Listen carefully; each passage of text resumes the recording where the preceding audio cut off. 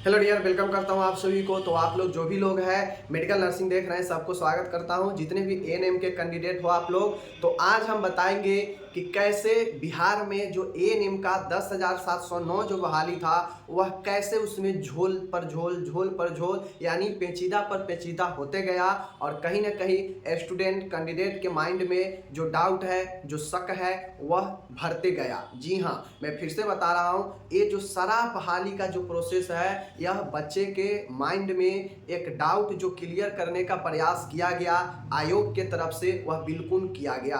अब कैसे किया गया, कैसे इस वैकेंसी में इतना सारा झोल किया गया, ताकि आज स्टूडेंट जो क्वालिफाइड हुए हैं उनके तो मन में कोई सवाल नहीं है, लेकिन जो डिसक्वालीफाइड भारी संख्या में किए हैं उनके मन में तरह तरह के सवाल है। जैसे कि पैसे पे हुए हैं, घूस पे हुए हैं, पैरवी पे हुए हैं, कम वाले के हुए हैं, ऐसे तमाम बातें, ज़्यादा वाले को नहीं हुए हैं, ऐसे तमाम बातें जो है सामने कैंडिडेट के माइंड में आ रहा है।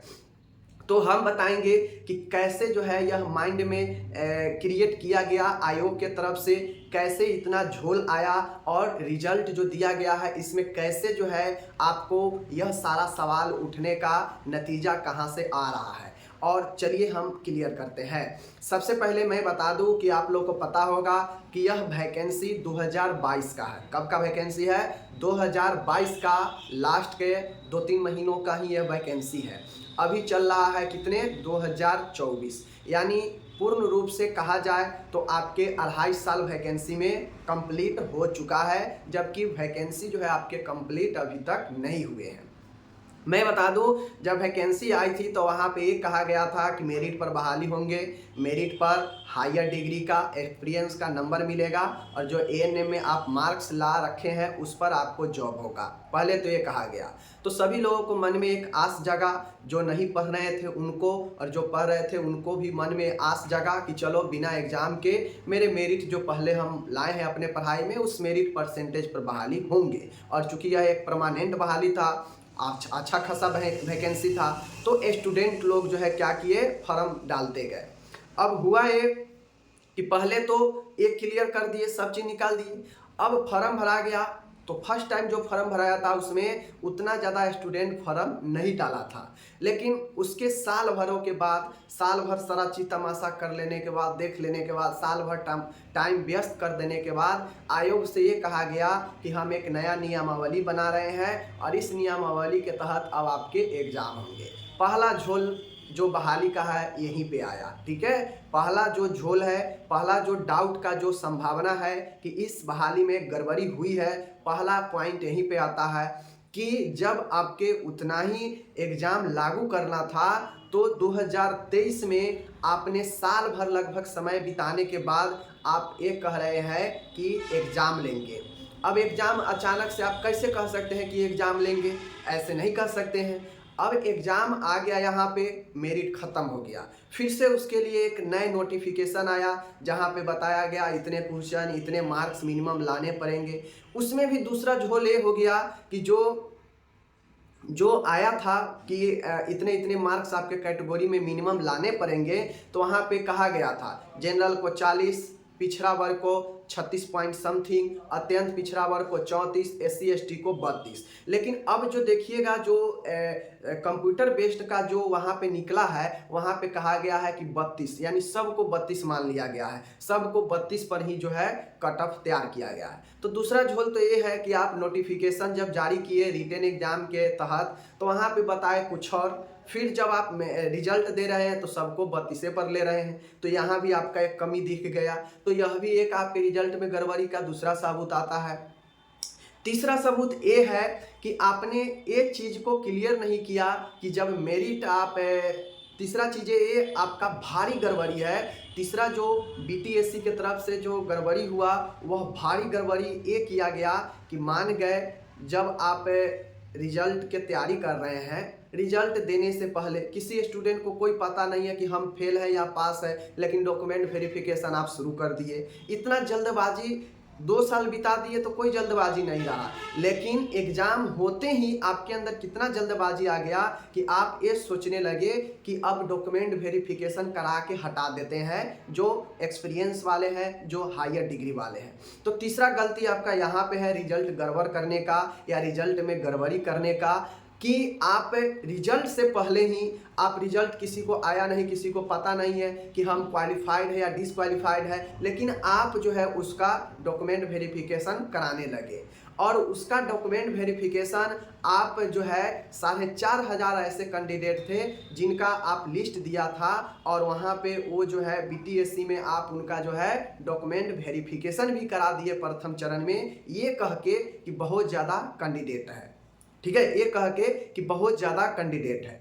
आपको बता दे यहाँ पे तो 40-50 हज़ार फॉर्म भरा गया, लेकिन और स्टेट में या और अलग एग्जाम जहाँ पे होता है 10-10 लाख फॉर्म भरा जाता है, तो वो कैसे मैनेज करता है? तो आप तो मैनेज कर नहीं रहे, कह रहे हैं कि स्टूडेंट ज़्यादा, 50-60 हज़ार स्टूडेंट हो गया तो आपको ज़्यादा लगने लगा, और जहाँ पे लाखों करोड़ों फॉर्म डलता है वहाँ पे तो वो आराम से मैनेज कर लेता है। रिजल्ट आने के बाद सब प्रक्रिया होने के बाद डॉक्यूमेंट वेरिफिकेशन होता है, ताकि स्टूडेंट को ये तो लगे कि हाँ हम पास है या नहीं है। अब डॉक्यूमेंट वेरिफिकेशन करा लिया और एक्सपीरियंस और हायर डिग्री वाला में से मात्र आप 700-800 को ही योग पाए, 700-800 ही उसमें से क्वालिफाइड हुआ, ये कैसे? तो आपके रिजल्ट में भारी गड़बड़ी होने की संभावना है। अब इसलिए क्योंकि आप पहले ही डॉक्यूमेंट वेरिफिकेशन करा दिए, उसमें डॉक्यूमेंट वेरिफिकेशन में होने के बाद कौन क्वालिफाइड हुआ कौन डिसक्वालिफाइड हुआ ये बात का पता नहीं किसी को, तो आप एक पारदर्शी इस वैकेंसी में पारदर्शिता नहीं रख पाए। बीटीएससी को एक बात पर सोचना चाहिए कि आपको एग्जाम में स्टूडेंट के मन में किसी भी बहाली के प्रति कोई शंका न रहे कि हमारे साथ बेईमानी हुआ, गलत हुआ, उसको साथ ये हो गया, मेरे साथ ये हो गया।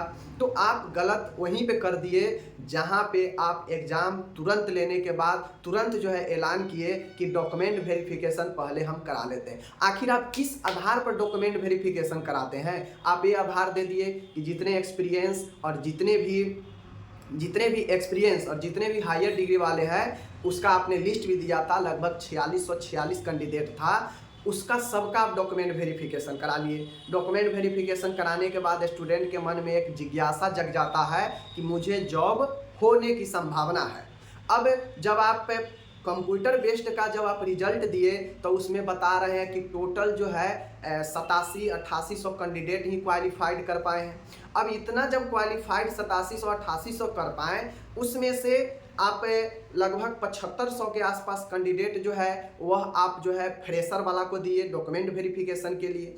अब 7500 जब आप डॉक्यूमेंट वेरिफिकेशन न्यू वाला को दिए तो उधर बच जाता है कितना, आपका 1200 1250 बच जाता है। उसमें से 150 कुछ विकलांग को आप लिए होंगे, यानी लगभग 4600 हायर और एक्सपीरियंस डिग्री वाले में से मात्र 1000 ही आपको योग लगा, बाकी 3000 अयोग लगा। ये मैं नहीं, ये आपका खुद जो है लिस्ट बता रहा है कि पहले जहाँ पे आप डॉक्यूमेंट वेरिफिकेशन में 4600 कैंडिडेट को बुलाया था एक्सपीरियंस और हायर डिग्री वाले, वहीं पे जब आप कंप्यूटर बेस्ड का रिजल्ट जारी किए हैं उसमें टोटल 8700 दर्शा रहे हैं, और उसी लिस्ट में नीचे जो है 7500 कुछ कैंडिडेट जो जिसका अभी डॉक्यूमेंट वेरिफिकेशन नहीं हुआ है, यानी वह फ्रेशर कैंडिडेट थे, तो उनका 7500 संख्या है। और इसका मतलब होता है कि आपने मुश्किल से 1000 के आसपास ही आप 4600 में से आपको क्वालिफाइड लगा और उसको आप मौका दिए हैं, बाकी 3000 एक्सपीरियंस और हायर डिग्री वाले को आपने बाहर का रास्ता दिखाया है। तो आप ये भी क्लियर नहीं कर पाए कि आप जो है कैसे डॉक्यूमेंट वेरिफिकेशन किसका कब करा रहे हैं, किसका कब करा रहे हैं, बगैर रिजल्ट जारी किए हुए करा रहे हैं। बीच में एक स्कोर कार्ड दे देते हैं कि भाई अपना अपना स्कोर कार्ड देख लो, तुम्हारा डॉक्यूमेंट वेरिफिकेशन कैटेगरी वाइज शुरू होगा। तो ये एक पारदर्शिता आपके रिजल्ट में, आपके बहाली में नहीं रहा। पारदर्शिता का मतलब होता है कि स्टेप बाय स्टेप बहाली अपने चरण में आगे बढ़ता है। ऐसा नहीं है कि हड़बड़ी में ये भी कर ले, वो भी कर ले, वो भी कर ले, और बहुत सारे माइंड में जो है आप सवाल पैदा कर दिए। आपके प्रति स्टूडेंट खेद प्रकट कर रहा है और विश्वास प्रकट कर रहा है कि आपने गड़बड़ी जो है किया है। अब गड़बड़ी आपने नहीं किया है तो आप ये बताइए, नॉर्मलाइजेशन में आप जो रखे थे 32% मार्क हम सबका मान लेते हैं, तो आप रखे थे 32%, उसमें आपके 10% वाले का भी क्वालिफाइड है, उसमें 10% वाले भी क्वालिफाइड है, उसमें 20% वाले भी क्वालिफाइड है। यानी 32 से आपने रखा है, लेकिन उसका 10 नंबर भी है तो क्वालिफाइड है, 16 भी है तो क्वालिफाइड है, किसी का 35 है तो वो डिसक्वालीफाइड है। तो आखिर आप किस आधार पर जो है इस नंबर को मानकर चल रहे हैं कि कौन क्वालिफाइड है कौन डिसक्वालीफाइड है, आप इसको बताइए।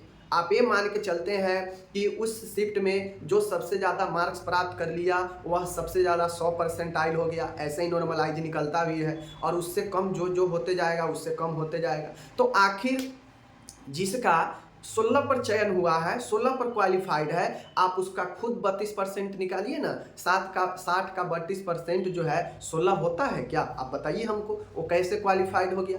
ऐसे ही बहुत सारे स्टूडेंट हैं जिसका हमारे पास स्क्रीनशॉट आया है कि देखिए ये स्टूडेंट का 32 से भी कम है, इसका 32 से भी कम है, और इसका 32 से भी कम है, 20 से भी कम है, 10 से भी कम है, क्वालिफाइड है। तो आप इस चीज़ को क्लियर नहीं किए कि आप किस आधार पर जो है आप ऐसे ऐसे कैंडिडेट को क्वालिफाइड कर रहे हैं। लोग स्टूडेंट नहीं समझते हैं, आपको समझाना पड़ेगा। तो ये सब चीज़ें जो है दिखाता है कि आपके बहाली में पूर्ण तरीका से पारदर्शिता नहीं रहा, गड़बड़ी का संभावना बहुत ज़्यादा है, और आप शुरू से ही ऐसे करते आ रहे हैं। 2.5 साल टाइम व्यर्थ कर दिए और 2-4 महीना में इतना ज़्यादा हड़बड़ी कर रहे हैं कि बिना रिजल्ट के डॉक्यूमेंट वेरिफिकेशन, बिना रिजल्ट के लिस्ट जारी कर दे रहे हैं कि इतना स्टूडेंट को बुलाया जा रहा है डॉक्यूमेंट वेरिफिकेशन के लिए, और आपका बहाली है लगभग 10,700 कुछ, और आप टोटल रिजल्ट कितना दे रहे हो? 8700 दे रहे हो। मतलब 8700 ही ऐसे कैंडिडेट है जो 32% अपना मार्क्स प्राप्त कर पाया 50-60 हज़ार में से। ये तो कहीं भी जो है समझने से परे है कि 50,000 में से मात्र 8-9 हज़ार स्टूडेंट ही 32% अंक ला पाता है, वो भी एक्सपीरियंस वाला भी और नॉन एक्सपीरियंस वाला भी, सबके है एक साथ। तो कहीं ना कहीं ये सब चीज़ें आपके रिजल्ट को एक संदेह के घेरे में रखता है। आपको इसको क्लियरिटी करनी चाहिए। स्टूडेंट के भविष्य है। आप बहुत सारे लोग उम्मीद लगा के एग्ज़ाम दिए थे, बहुत सारे शुरू से ही एग्ज़ाम के विरोध कर रहे थे, लेकिन आप एग्ज़ाम भी लिए तो उसमें कोई पारदर्शिता नहीं बरते हैं। क्लियरिटी करनी चाहिए कि क्या आप कैसे एग्जाम्पल दे रहे हैं, कैसे नॉर्मलाइज आप किए हैं, जिसका कम नंबर आया है उसको कैसे आधार पर आप सिलेक्ट किए हैं, आपको ये नोट में बताना चाहिए, जो कि आपने नहीं बताया है, जिससे स्टूडेंट के माइंड में बहुत सारे कन्फ्यूजन है कि कहीं इस वैकेंसी में गड़बड़ी तो नहीं हुई है। 2 साल से आप यही कराते आ रहे थे, साल भर आप टाइम पास करने के बाद रिटर्न कर दिए, रिटर्न करने के बाद एक बार और फॉर्म भरा, जिससे और सारे स्टूडेंट का संख्या बढ़ गया। तो आप यही दिखाना चाहते थे तो कि आप तो स्टूडेंट चाहते हैं, आप स्टूडेंट चाह रहे हैं, तभी दोबारा आपने फॉर्म भरवाया। लेकिन जब फॉर्म भरा गया, एग्जाम आ गया, तो आप क्या कहते हैं कि बहुत सारा स्टूडेंट होने के कारण हमें जो है डॉक्यूमेंट वेरिफिकेशन चरण में करना पड़ रहा है। भाई मेरे, चरण में करना पड़ रहा है, ठीक है, आप अच्छे हैं, आप अच्छे तकनीक अपनाए थे कि कैटेगरी वाइज करेंगे, बट रिजल्ट क्लियर हो जाने देते ना। कोई भी आज तक मैंने रेलवे हो, एसएससी हो, बहुत सारे वैकेंसी देखा है, कहीं भी ऐसा नहीं होता है कि अभी रिजल्ट का कोई आता पता नहीं है, डॉक्यूमेंट वेरिफिकेशन चालू। आखिर किस आधार पर आप डॉक्यूमेंट वेरिफिकेशन जो है कर दिए? इसका मतलब आप तो सभी स्टूडेंट को कर देना चाहिए डॉक्यूमेंट वेरिफिकेशन, तब आप जो है रिजल्ट जारी करते। तो एक साइड एक्सपीरियंस और हायर डिग्री वाले को टोटल का जो है डॉक्यूमेंट वेरिफिकेशन करा दिए 4600 का, और उसमें से आपको मात्र 1000 ही आपको क्वालिफाइड लगता है, योग लगता है। और इधर जो फ्रेशर वाले थे, इनको जो पास किया उन्हीं को आप दिए डॉक्यूमेंट वेरिफिकेशन में मौका। तो ये सब सही नहीं होता है, इस पर आपको विचार करना चाहिए। जो लोग ये वीडियो को देख रहे हैं, शेयर कीजिए, आगे तक शेयर कीजिए, ताकि उन चीज़ों को मंथन किया जाए, समझे कि हाँ वास्तव में हमें इस पर क्लियरिटी रखनी चाहिए कि हमने क्या किया, कैसे किया, आखिर हम किन चीज़ों को अपनाकर कम वाले को पास किए, कम वाले को क्वालिफाइड किए, और जो ज़्यादा लाला कर रखा है उसको जो है मैंने डिसक्वालीफाइड कर दिया। आखिर किस आधार पर, इसको क्लियरिटी करना चाहिए। तो आप लोग शेयर कीजिए। अगर आप लोग थोड़ा चाहते हैं कि बात आगे तक पहुँचे तो शेयर कीजिए। मिलते हैं अगले वीडियो में, अपना ख्याल रखिएगा। धन्यवाद।